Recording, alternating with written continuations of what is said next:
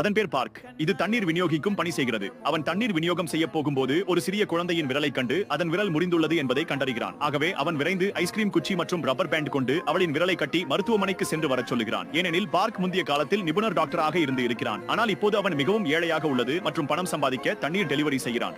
அவள் டாக்டர் அருகே செல்லும் போது டாக்டர் கூறுகிறார், தேவனை நன்றி, நீங்கள் நேரத்தில் இந்த விரலை நன்றாக கட்டிவிட்டீர்கள், இல்லையெனில் இந்த விரலை துண்டிக்க வேண்டியிருந்தது. அப்போது பாட் அதே மருத்துவமனைக்கு நீர் சரபராக்க வந்து விடுகிறார் மற்றும் அவள் விரலுக்கு பற்றி கேட்கிறார். ஆனால் அந்த பெண்ணின் தந்தை வலுவாக இரும ஆரம்பிக்கிறார்கள். பாட் அவர்களை பரிசோதிக்க முயன்ற போது பெண்மணி அவரை சிம்பிள் டெலிவரி கார்ட்ஸ் என்று கருதுகிறார்.